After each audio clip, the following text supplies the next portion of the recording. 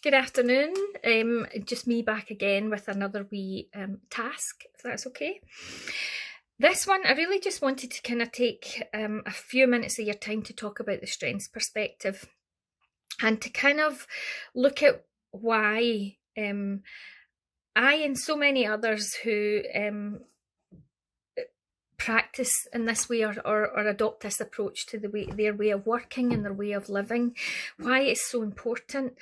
And the key kind of point of it is that it realizes, the strengths perspective realizes and appreciates the impact that hope and meaningful choice can have on improving and increasing a person's sense of self. It's not one-sided, where arguments and criticisms of it have been that it's very one-sided.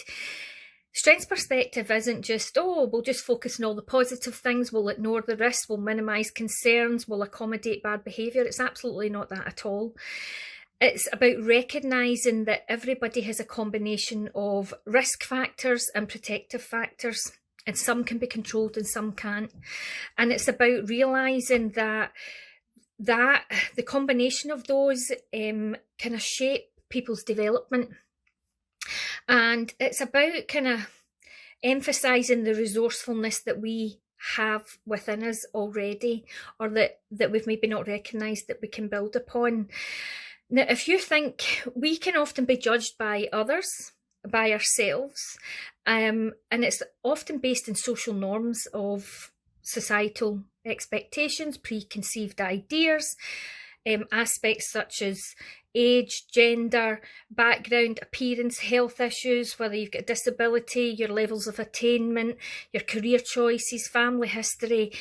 There's all sorts of choices and opinions being made on this.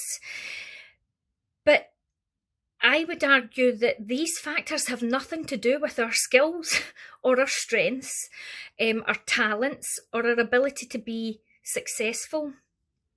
Yes, some can be a contributing factor, but overall, our skills, our knowledge, our strengths, our capacities, our abilities, when they're nurtured and built upon, can really, really help to shape who we are and how we feel about ourselves. And to me, it really depends on how we measure success, how we measure strengths. We don't all learn at the same rate, and we don't all learn in the same way, but we do all have knowledge, skills and strengths in there.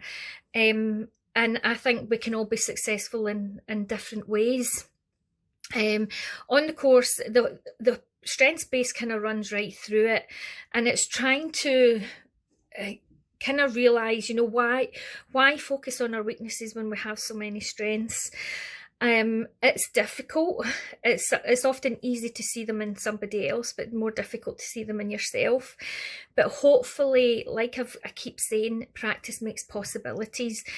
And at least if we're more aware of the need to shift our mindsets and make small changes, then to me that's a work in progress, and that's really, really important. Within You Matter Always, I had created it's the CPR of strengths, which is about cherishing your personal resourcefulness. Now, I won't go into them in great detail. I'll send a wee visual. This is the one in the book. And there's sort of a breakdown of them on the other side.